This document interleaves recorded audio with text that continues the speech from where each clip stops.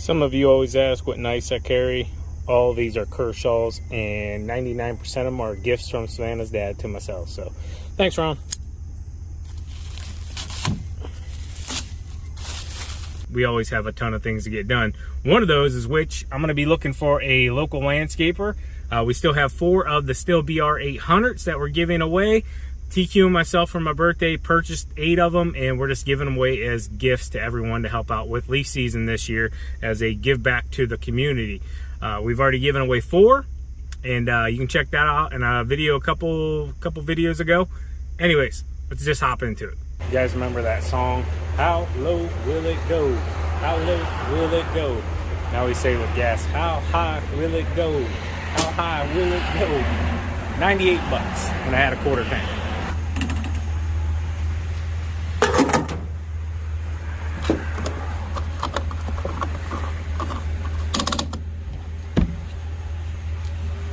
$3.55 a gallon. First stop, BMV. Plates are dead on this baby. Glories of having a birthday, huh? $200 later, happy birthday to me. For a goofy little sticker. So I actually have to go back to the BMV because for some reason my EIN for the commercial side of the business for the plates wasn't working, so they weren't able to look up all of the trucks and trailers, so I was only able to do the one that I had with me. Only reason it was a couple $100. Typically it'd be about $500 to $600, but yeah, you can use your license plate as well in the state of Ohio, so that's what I went ahead and did for that one. Quick little car wash this morning, keep the trucks looking clean. We always hit them up when we're in this area. We don't just drive out of our way to do it, but when we're here, get them done. We run, I think it's 25 bucks a month, unlimited car washes for both trucks, well, and TQ's car.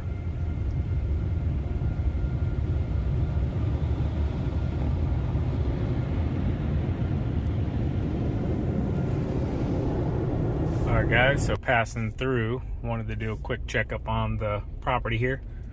Not that we can't see it from the cameras, but you know, you can't always pick up all the little trash or bottles or anything after a weekend. We're starting to notice we mainly get trash along the roadway after the weekend. So we are 100% booked, I believe, unless somebody moved out today, which that's all done online, so it can happen. But doing phenomenal. I know a lot of you like the storage unit videos, and we like doing them for you guys when we have the time. All right guys, so you know we've been picking up energy drinks about every day. TQ and myself will allow us to have one a day. Well, we came across First Form's energy drink. This is Andy Frisella's company, and he gives a ton of free knowledge out on his platforms. You can look them all up. The Real AF podcast. He's all over YouTube, this, that. But we want to support those that give back to others. Guys, almost to our first stop. This gentleman called about snow removal and some ice management, so we're going to swing in here. It is a big account. I haven't been over this way in a minute.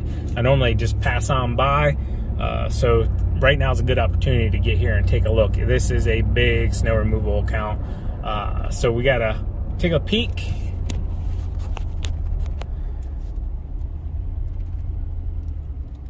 All right, so we're pulling up here. It's this entire plaza. Everything, the bank is excluded. There's an old bank there. It is excluded, but everything out here, and I thought he said a little area around the sides, indoor paintball arena. They have like a Wild West Saloon Club here. I've never been in either one of these. I've seen stuff online, and then they have the Eastbury Bowling Alley. I used to go to that back in the day a lot, but yeah, so big old lot here. The lot's in pretty darn good shape. It has some patch spots over there. A couple little culvert areas, go slow over those with the plows, but overall it's you know, in decent shape. Couple little holes and stuff. So yeah, light poles, pretty wide open. Couple little cement things here you got to really watch for. You know, we'd mark all these out though with stakes. So I'm gonna run up here real quick. Darker strip here, if you can see it, not the Walmart side, but like right here. Let me zoom in on it. Right there, see that different strip? I'm assuming that is this side and then the back side. So I will double check, only because I was driving when the gentleman called me a couple different times, and this here for the dumpsters. So just back drag away from the dumpsters. If you know, we get a big, I guess, couple feet dump like we did last year, and then push it straight on down to each end.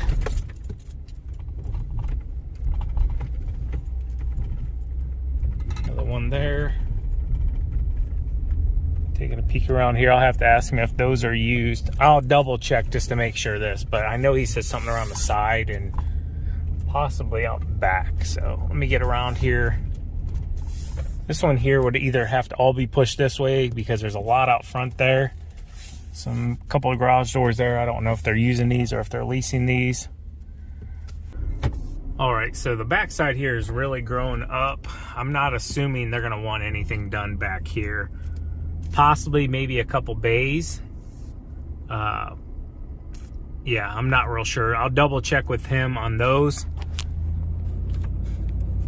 So this is going to be a massive account. I just wanted to come look at it in person for the simple fact, just to see what kind of condition it is. I need to spin around here real quick. So what I'll do, you guys know we use the LMN software, and I will map that baby out because it is massive to get the overall square footage to apply salt. You guys can use that as well. I also have to tell you this is sponsored, or have to put sponsored on here because we are sponsored by LMN software. We'd use them regardless if we were sponsored or not. But yeah, I do have to tell you that by law. Anyways, so what I will do, if you guys have bag salt, if you use bag salt, bag of salt will cover 1,600 square feet roughly, depending on how heavy you want to put it on or how thin you want to put it on. We run bulk salt now, so we do it just slightly different because we get bulk salt a bit cheaper than we did bag salt.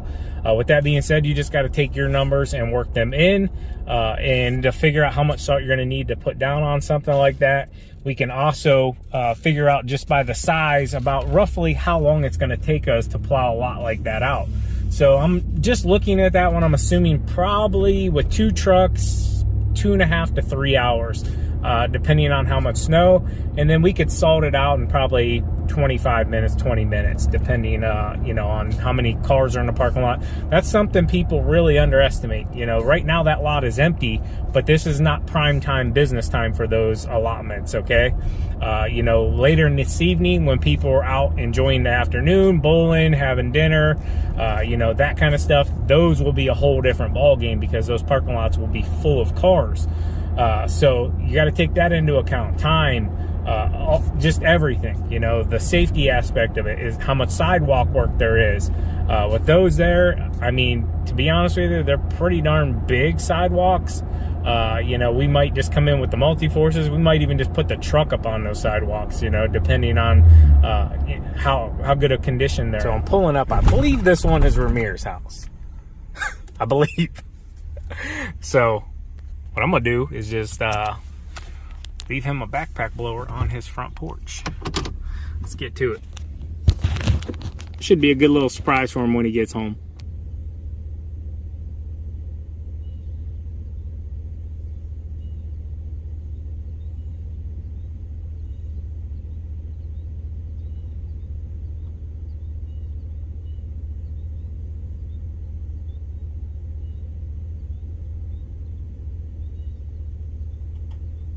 So right here, I'm setting it down and I stand up and I see like 3 or 4 people out in the neighborhood, and I'm like, you know, this probably wouldn't be good just to leave, you know, a $600 backpack blower chilling out here. So I'm like, I'll knock on the door. Maybe his grandpa will answer or something. And much to my surprise, the door swings open and guess who it is? It's Ramir. So I got to actually give it to him. It caught me off guard. This is like 10 in the morning, but I did forget he only has to go to school for like 2 periods now because he's a senior and he's in like a work program. So pretty darn cool. We got to give it to him. There's him waving. I'm like, hey, come over here real quick. They probably can't even see you. And yeah, we chit-chatted up here for a second, and yeah, I'll come back.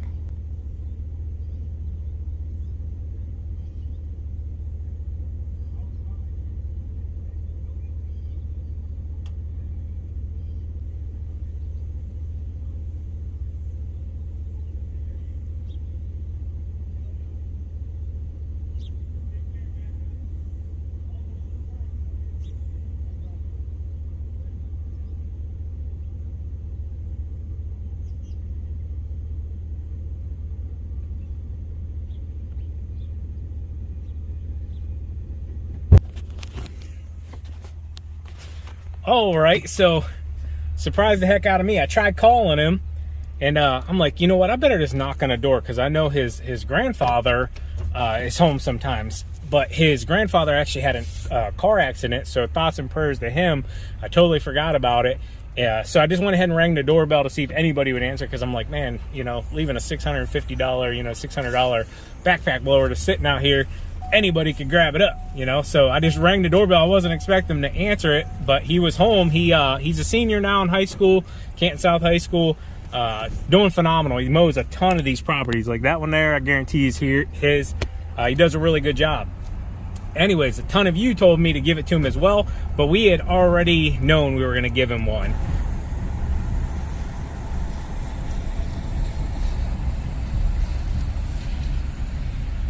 All right, guys, we're here. Miller's Pew Pew Supply, Sugar Creek, Ohio. I know normally we're in Apple Creek, Ohio, but this is Sugar Creek. Another beautiful place. I ordered something here a few weeks ago to use on the property for this hunting season, and it just came in, so I'll show it to you whenever I get it. All right, guys, got it back there. I'll show you when I get home. This place is like out in the middle of nowhere. My brother-in-law Dallas actually told me about it. That's where he comes to, so good place here. I definitely will be coming back.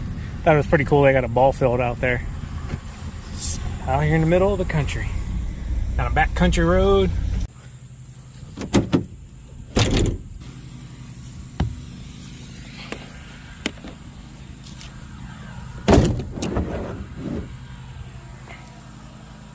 All right, guys, so it's the next day, a better weather day, and I'm going to show you the bow I ordered, just picked up yesterday, and then we're going to give it a test here. I'm just waiting on my neighbor up on top of the hill to get done mowing because my target's right here.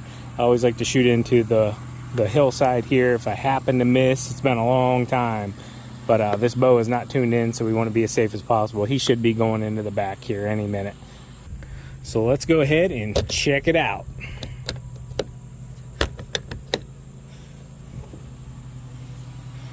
Boom. So there you have it. This is, so I've never owned this bow case before, so I just picked this one up, and it's got these tie-ins. I don't know how I feel just yet about them. It seems like it held everything in place. They're like those strong ones. I don't even know what you call these things, but and then it sits on top of this rubber mat, and these are removable as well, so you can kind of move things around. But I got to get the bow completely set up. But this is the Hoyt RX7. I blacked it out, and then you know I had to get the neon green accents on it. So custom strings on this as well. Got the kisser button there. That's gonna take me a little while to get used to. I've never used one of those. Went with the multiple pin. I probably will go to a single pin.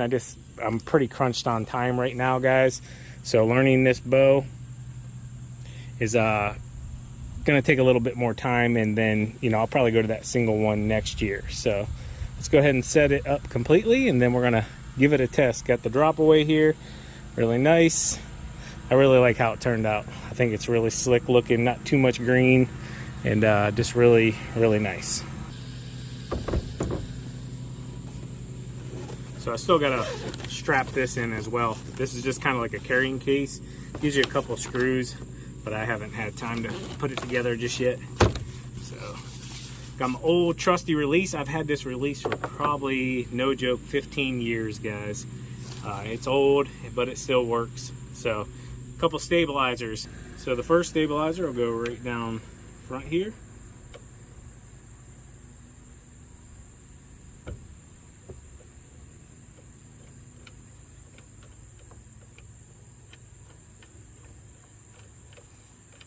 Now I have to take the stabilizers off to fit it into the case. There's no case that's going to fit these biggest stabilizers.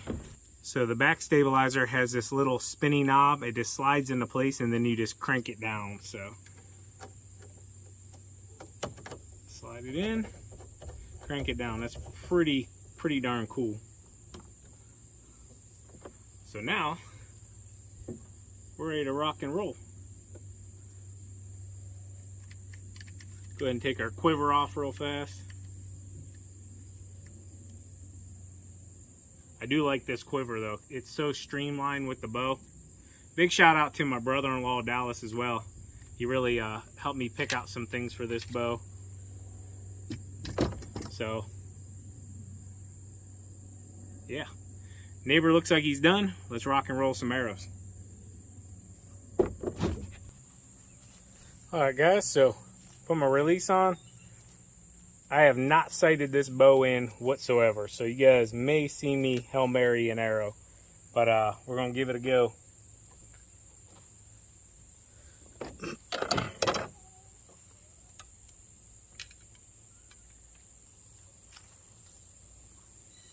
Let you guys look at it. Let's give it a go. These bees are awful.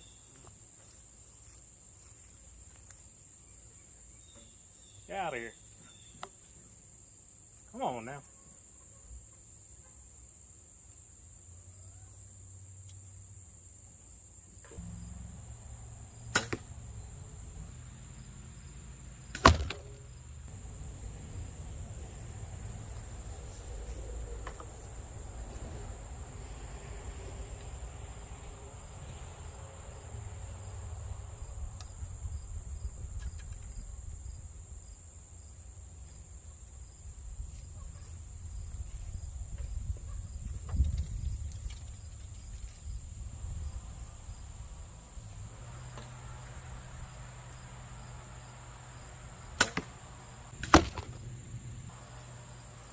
So I'm gonna try not to shoot another one of my arrows.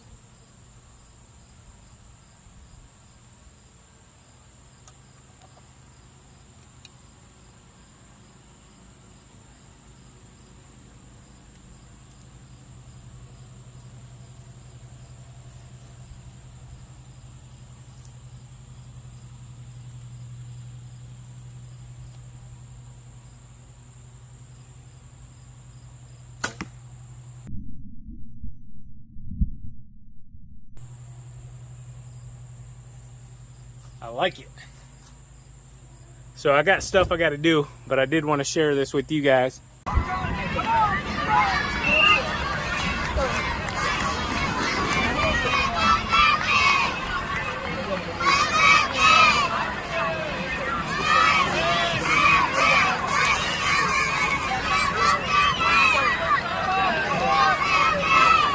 Yeah, I got it. Good job, Sean.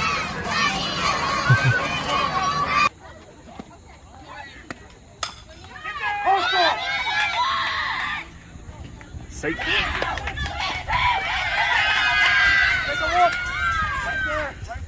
Good job.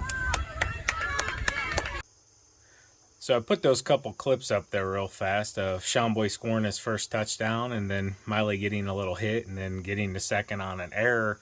And I put those up there for a specific reason, just because this is life, guys. And in 2001, I had just turned 17 years old. I was in high school. I was in a weightlifting class, and I come walking out of the locker room from getting changed, and I saw a teacher, Mr. Miller, and a kid named Marty standing in there staring at a TV. And I said, "What's up?" And they said, "Some idiot flew a plane into the World Trade Center." And from that moment on, my life completely changed. The perspective of life at that moment had changed for me just as a young man. Just simply because, you know, I and all of my classmates and millions of kids and people around the world watched what happened on 9/11 live on TV. And we watched the second plane go into the other World Trade Center. We watched, as they were saying, you know, planes were circling all over the world. Nobody knew what was happening at the time. We know a lot now, but nobody knew. So we didn't know how many planes. I mean, they were saying they were going to California, they were going here, they were going there.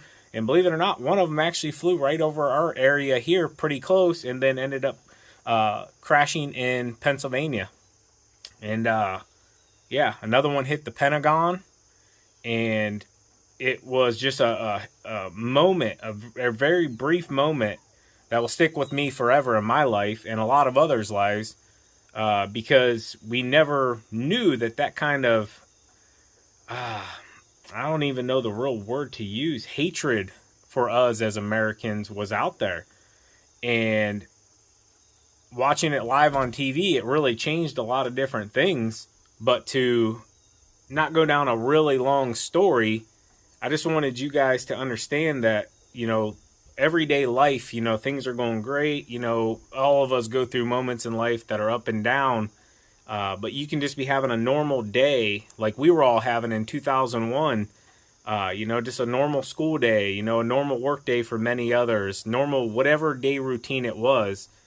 And in a blink of an eye, it can completely change. Like what is right now could completely be changed 60 seconds from now. So I just wanted you guys to, you know, I know some of you are all different ages. Some of you know what happened on September 11th.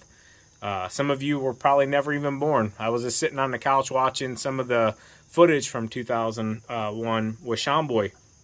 And he knows what happened, but he doesn't really know what happened. But I make sure I let them know every year, like, hey, we don't forget about this. This is what happened.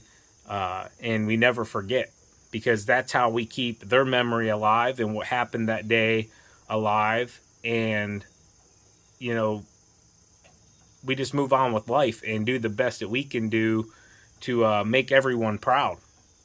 And, you know, I didn't know anybody that died personally that day other than they were Americans just like me. And I saw the beauty of America afterwards coming together, and, you know, the firefighters digging the World Trade Centers out by hands with buckets and stuff, guys, because they were searching for survivors for weeks and weeks. And, you know, the Pentagon and, you know, the passengers in Pennsylvania that fought back and, you know, crashed that plane. I mean, you know, just the whole entire stories. I've been to that memorial. I haven't been to the World Trade Centers, which I really want to someday, just to pay respects for a large moment in my life personally. Just wanted to share a little bit of the story here. Everybody has a story, and I think everybody should share their story, you know, of what happened that day and how it kind of altered things in their lives.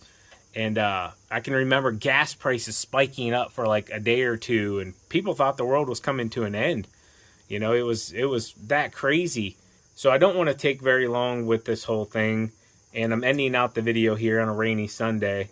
But I just wanted you guys to take a moment with me in silence to remember everyone that was affected on 9/11 at the World Trade Centers, Pennsylvania, you know, the Pentagon, and all the families, because these families that lost loved ones on those days, they're still out here. Their kids are now grown. They're young adults. And, you know, it's been 21 years now. And, you know, just a lot of time has gone by, which seems like a blink of an eye, to be honest with you.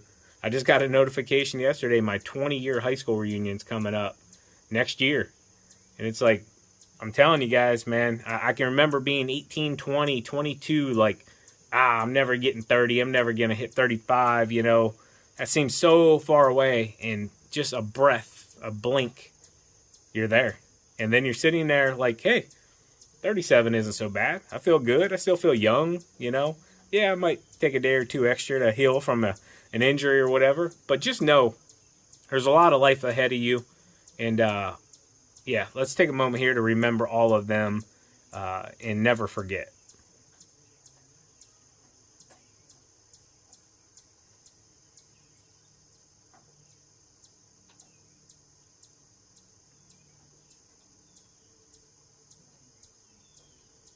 Thank you, guys. I hope you have a great weekend. Enjoy time with your families. It's football Sunday. Go Browns. Talk to you guys later. We'll see you tomorrow.